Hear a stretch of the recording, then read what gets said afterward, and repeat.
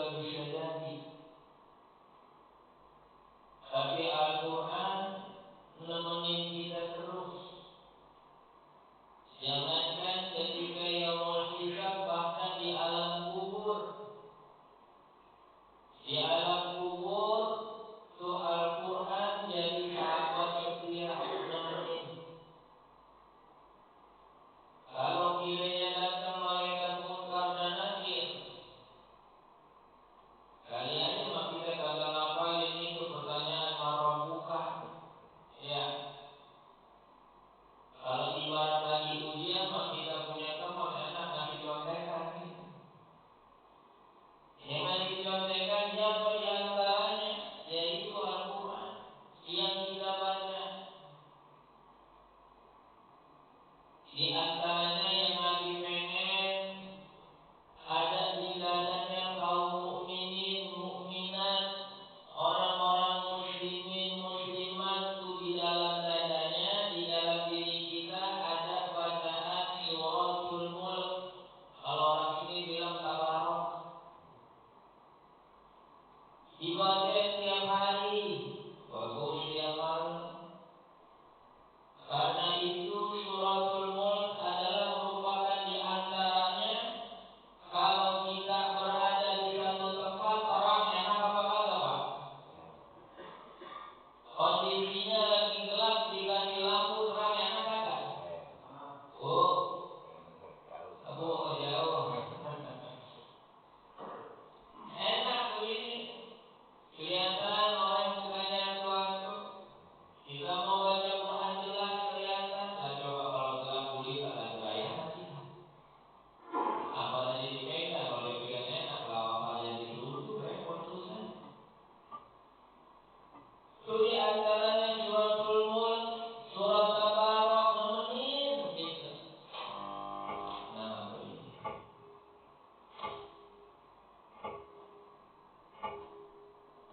Ketika malaikat Munkar wa Nakir ngasih pertanyaan, yang ngasih contekan tuh Al-Quran. Dikasih jawaban, enak kagak Pak kalau lagi ujian dikasih ada contekan gitu? Iya. Ada dalam pemilu curang aja jangan.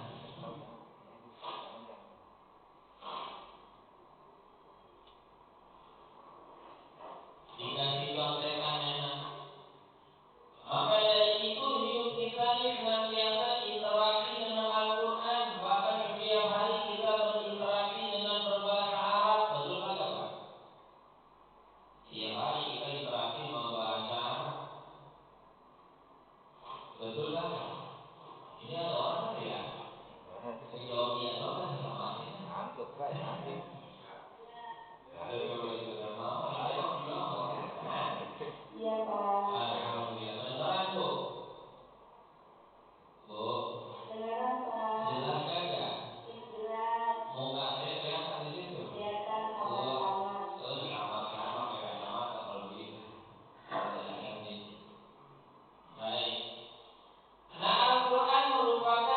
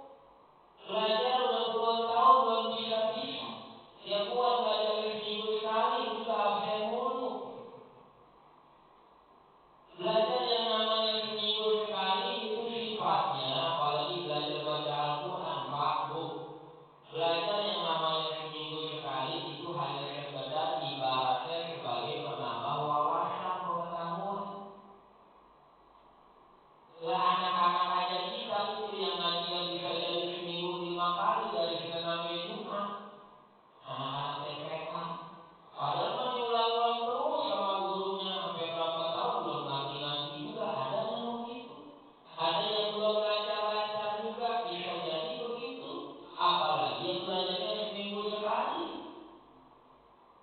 Maka belajar yang seminggu sekali sifatnya penambahan wawasan keilmuan. Kalau ingin cepat lancar ya butuh ikhtiarnya tiap hari paling nggak seminggu minimal 3 kali dah tuh. Dia ulang-ulang, dia kenalin alif lempeng kayak tiang listrik.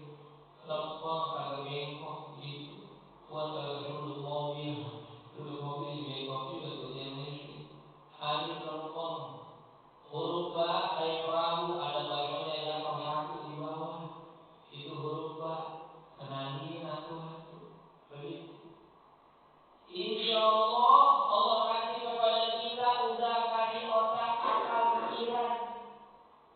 Kalau orang diulang-ulang sebagaimana ikhtiar, nih kata orang Betawi, orang bisa karena biasa gitu. Maka dibiasain interaksi. Malu Pak Ustadz belajar bareng-bareng. Ya kalau malu ya panggil 10 privat. Di sini banyak ini tuh Imam Rawatib. Panggil Pak Ustadz, saya pengen belajar tapi kalau bareng-bareng saya malu gitu. Ya udah dimari aja milih-milih, habis sholat sini dah. Begitu. Yang penting mau ngomong Pak. Ngomong. Saya pengen bisa-bisa kayak orang-orang. Gitu. Belajar atu-atu. Orang tua kita yang bisa jadi lagi disiksa di alam kubur pas anaknya belajar baca bismillah. Baru baca bismillah. Itu orang tua yang lagi disiksa di alam kubur. Tapi mudah-mudahan orang tua kita mendapatkan nikmat kubur. Amin ya rabbal alamin. Perintah oleh Allah, datang Allah perintahkan kepada malaikat, stop itu siksanya. Ganti menjadi nikmat di alam kubur. Itu yang di alam kubur kaget tiba-tiba malaikat datang cakep banget, sopan banget. Yang awalnya disiksa tiap hari datang pas pagi-pagi ibaratnya kagak disiksa. Yang disiksa di bangku nanya, lah tumben kok kagak disiksa malaikat gitu. Iya itu perintah Allah lah, gara-gara apa tumben gua kagak disiksa, ini gimana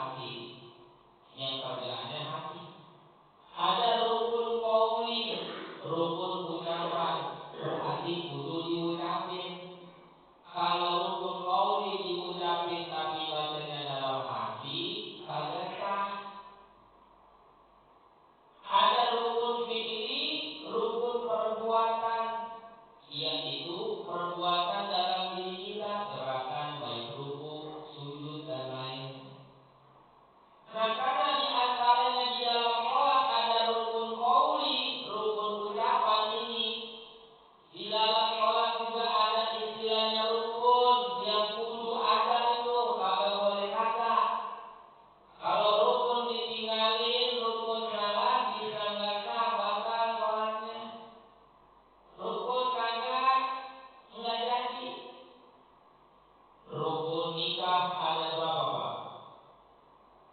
Bu? Udah nikah kan ya? Kata penghulunya nih, rukun nikah ada 5. Begitu katanya. 1, adanya calon mempelai laki-laki. Yang kedua, mempelai perempuan. Yang ketiga, adanya wali. Yang keempat, adanya 2 saksi minimal. Yang kelima apa, Pak? Ijab dan qabul. Begitu kata penghulu. Iya.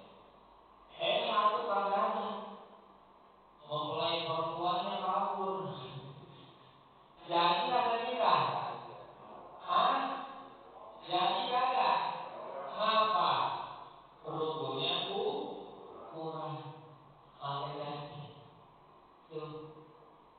Begitu juga ya di antaranya sholat ada rukun qauli tuh. Di antara rukun qauli, rukun ucapan adalah yang kudu dibaca dalam lisan kita, minimal kedengaran oleh telinga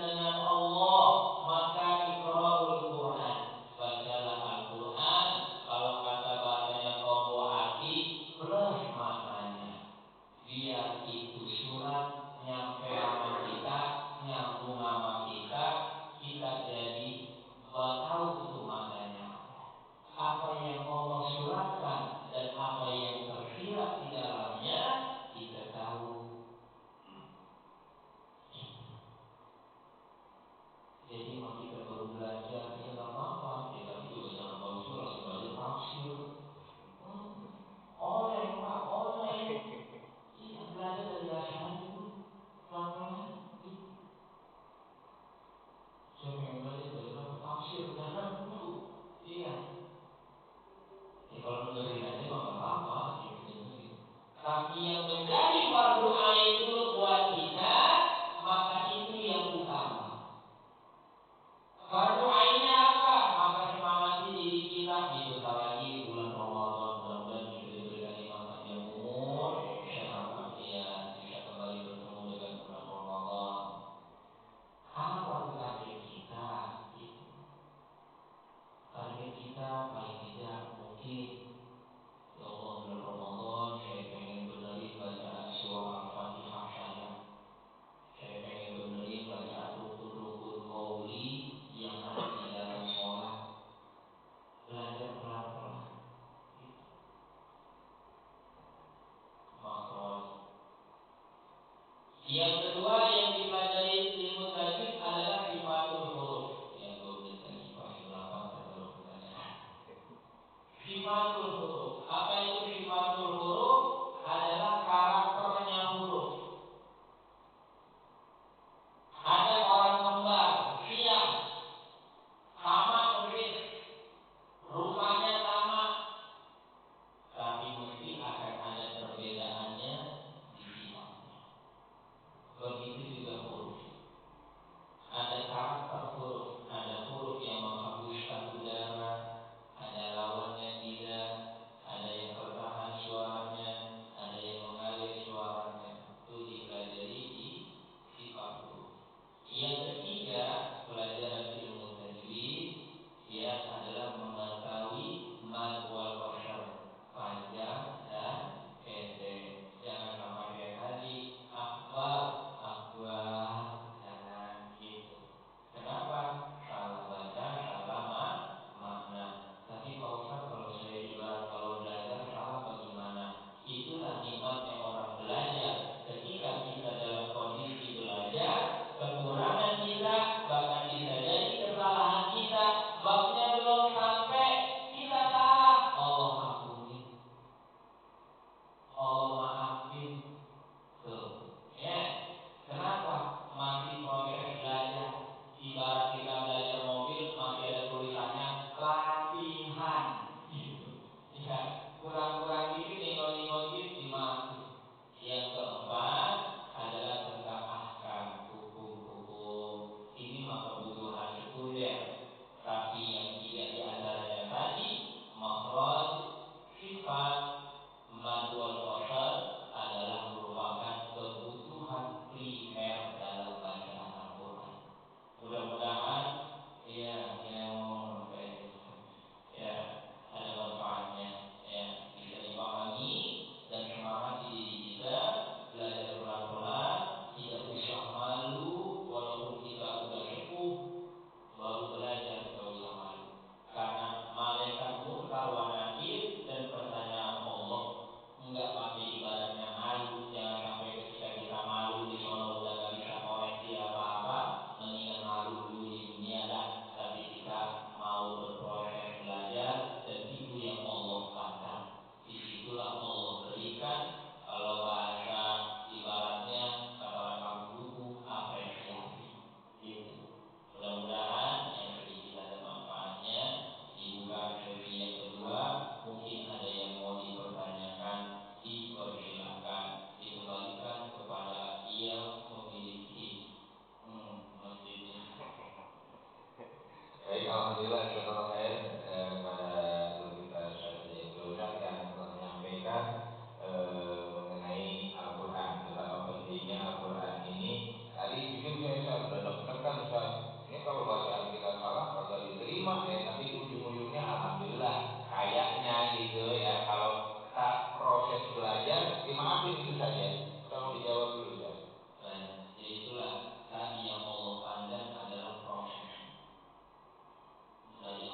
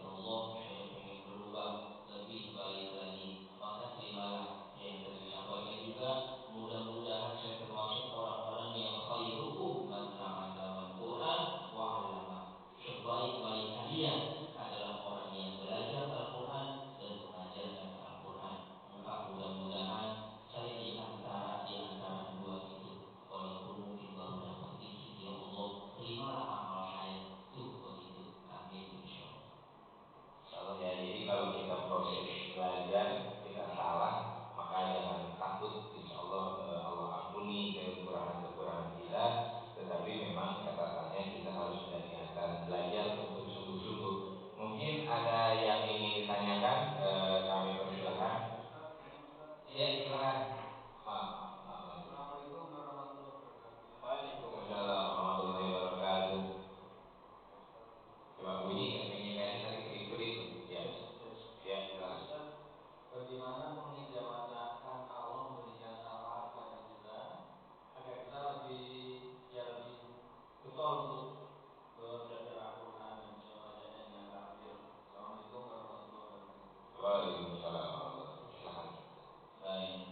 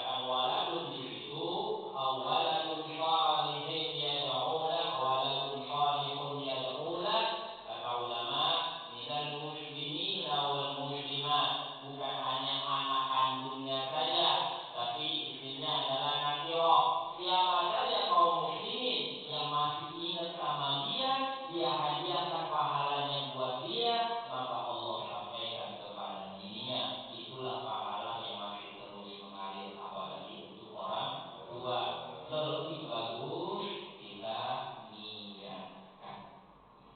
Subhanallah, dijawab Bang Erwin ya, sangat luar biasa. Masih ada. Oh, silakan. Tadinya udah mau ditutup nih habis. Silakan ya. Ya lanjut. Berkaitan masalah pembacaan Al-Quran di pagi hari itu di Alhamdulillah. Saya pernah mendengar Ustaz, kalau untuk diri sendiri itu kan perlu niat itu, tapi ada yang membaca yang untuk diri sendiri gitu. Itu gimana Ustaz? Baik. Jadi di dalam diri kita ada jasad, ada rohani. Ada jasadia, ada rohani kita. Nah, keduanya itu butuh asupan. Butuh asupan. Jasmani kita makan ya dengan realita makan kita. Tentunya makan makanan yang sehat, yang baik, yang thayyib gitu. Maka juga akan baik masuk ke tubuh kita. Begitupun ruh kita butuh makan, butuh cemilan, butuh minuman. Maka di antaranya minimal dengan kita mendoakan dengan bacaan suratul Fatihah buat diri kita, jasad dan roh kita. Ya Allah, di antara wasilah ikhtiar, berikanlah kepada saya dengan wasilah bi barakatus suratul Fatihah al-Fatihah biniyati li ruhi wa jasadi. Saya niatkan bacaan suratul Fatihah untuk diri saya dan roh saya, agar roh ini terus terbimbing karena adanya ihdinas siratal mustaqim. Kenapa kita tiap hari itu baca